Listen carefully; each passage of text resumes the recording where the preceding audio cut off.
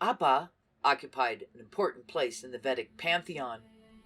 The nature and movement of aerial or celestial waters has been discussed at some length in the various videos, and practically there's very little that remains to be said on this point. We've also seen how the netherworld, or the world of waters, was conceived like an inverted hemisphere or tub, so that anyone going there is said to go to the region of endless darkness or bottomless waters. A mountainous range was again believed to extend over the borders of this ocean, forming a stony wall, as it were, between the upper and lower world, and when the waters were to be freed to flow upwards, it was necessary to pierce through the mountainous range and clear the apertures, which were closed by Vitra, by stretching his body across them. In one place, the well, or Avada, which Brahmaspati opened, is said to be closed at its mouth with stones. The stony barriers of the prison wherein the cows were confined are expressly mentioned.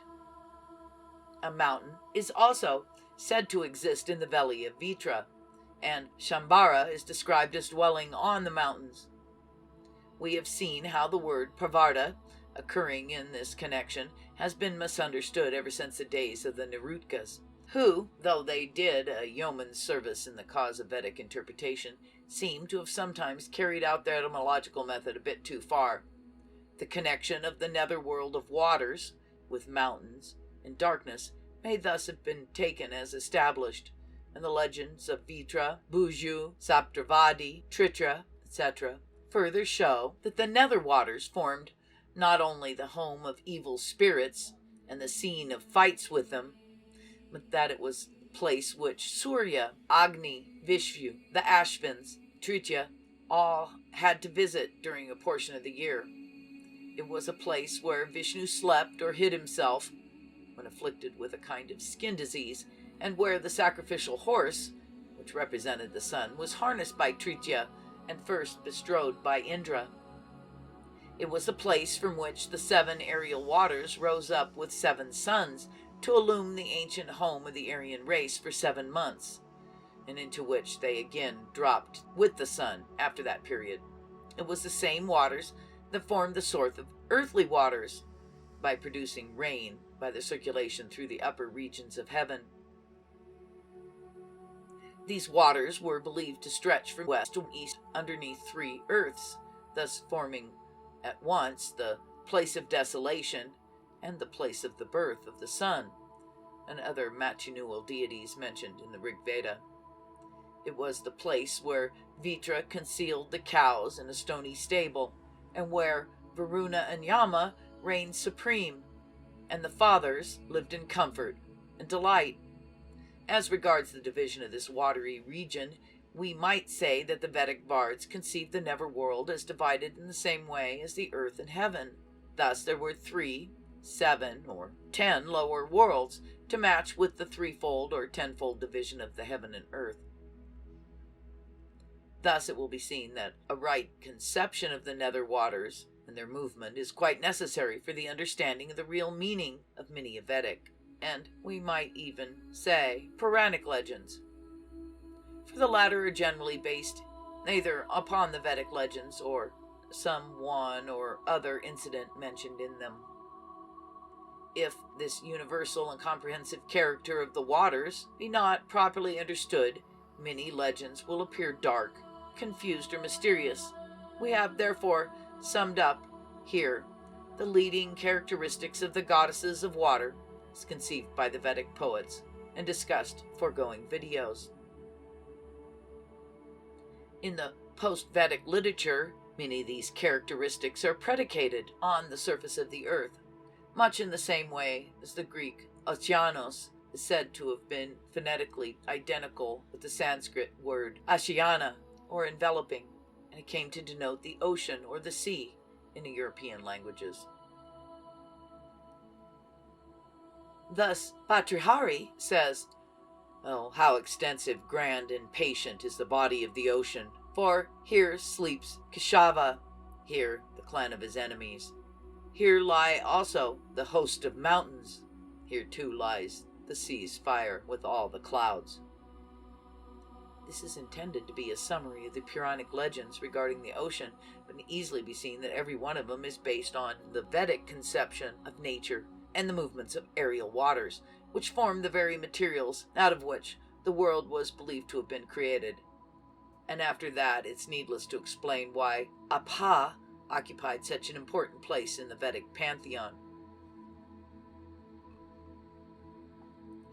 We have seen that the nether waters are divided after the manner of heaven and earth, either into 3, 7, or 10 divisions.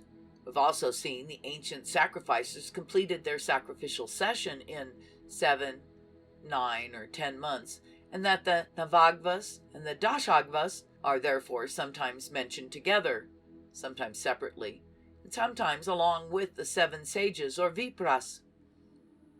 We've also briefly referred to the 7-fold division, which generally obtains not only in the Vedic, but also in other mythologies. But this subject deserves a fuller consideration, and we propose to collect certain facts bearing upon it, which seem to have hitherto attracted little attention.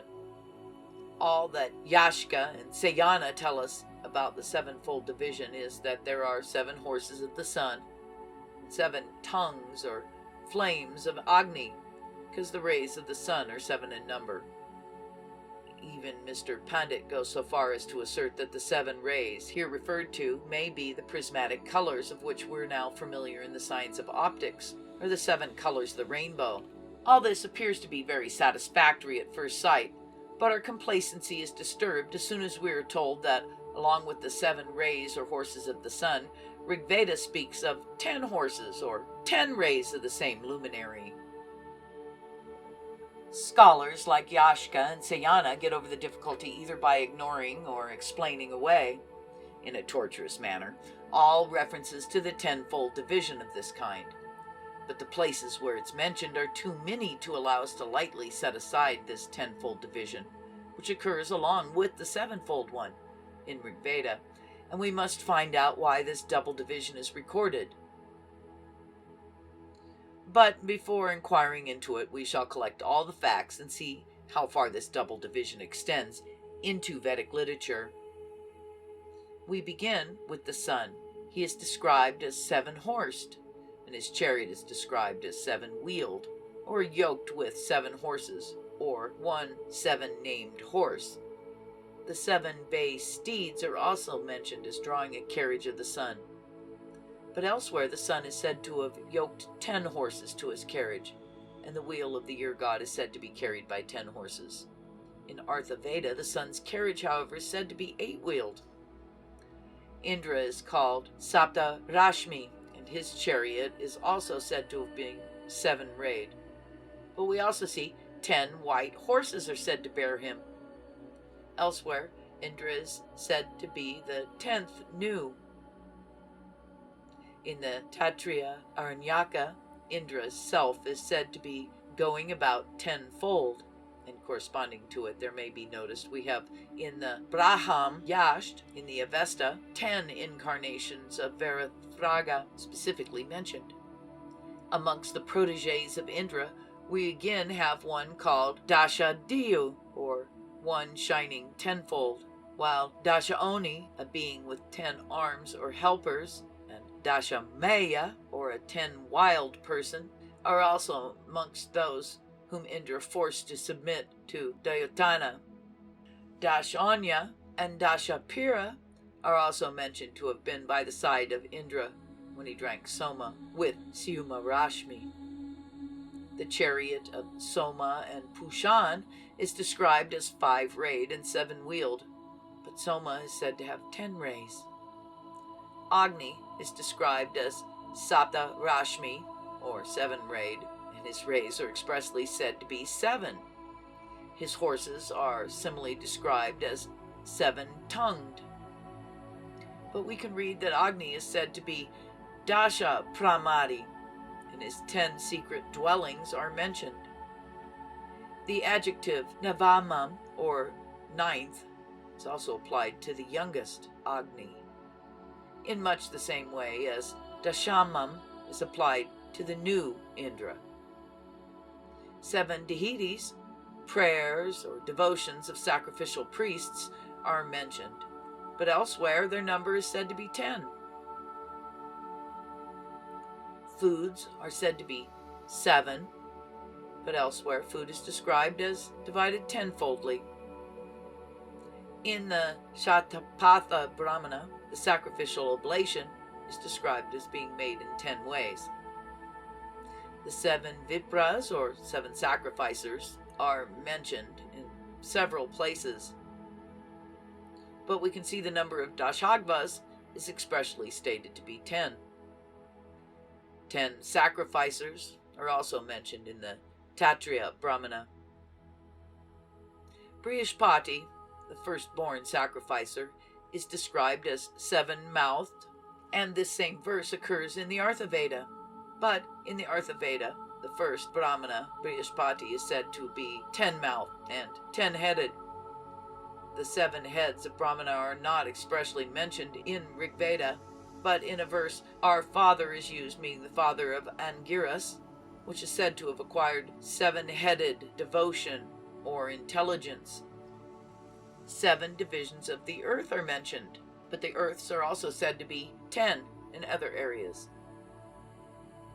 The cow's stable, which the Ashvins opened, is said to be 7-mouthed, but 10-fold cow stable is mentioned elsewhere.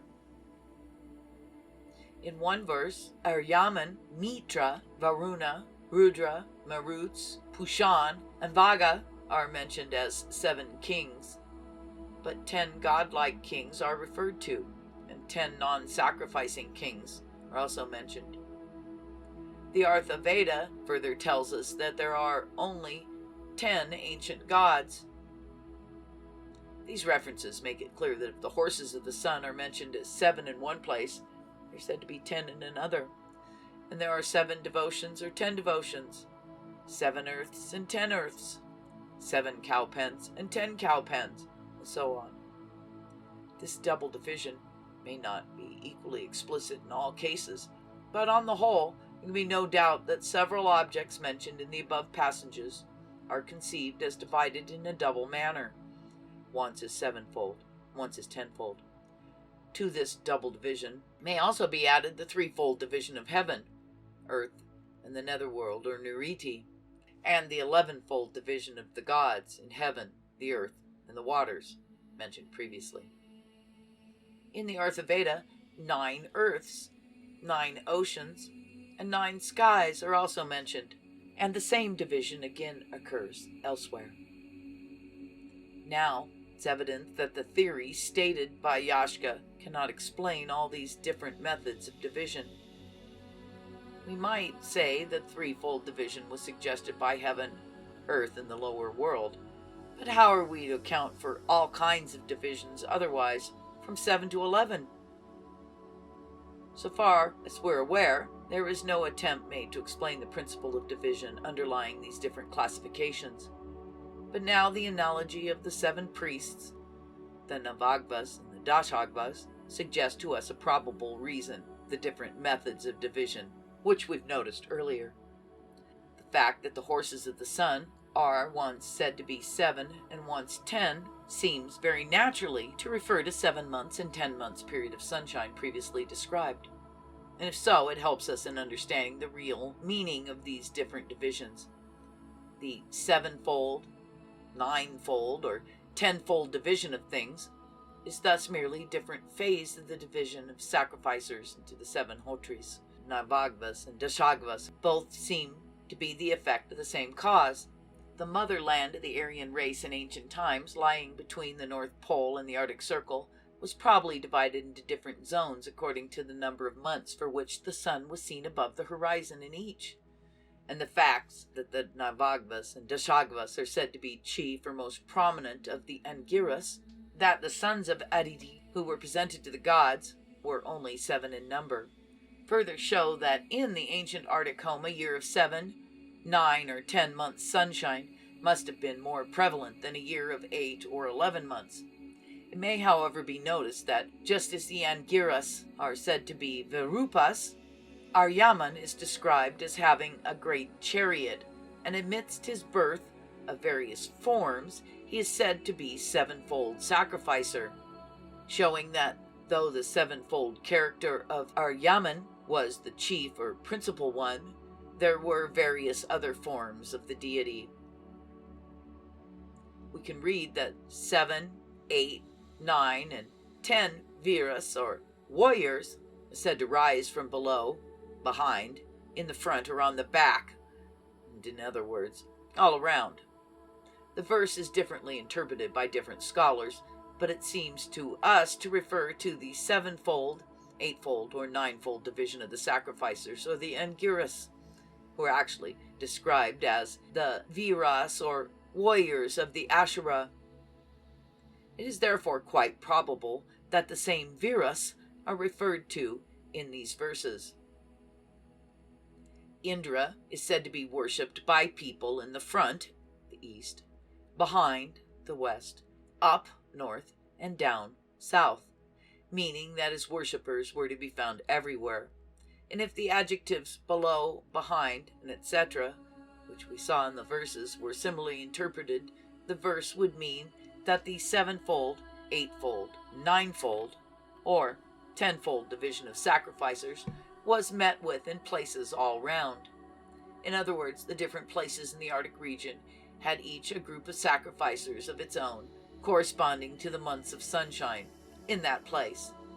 On no other theory can we account for the different divisions satisfactorily as on the Arctic theory, and in absence of a better explanation, we may accept the one stated here. Thanks for liking and subscribing. We love those wonderful comments. Remember to smash the like button.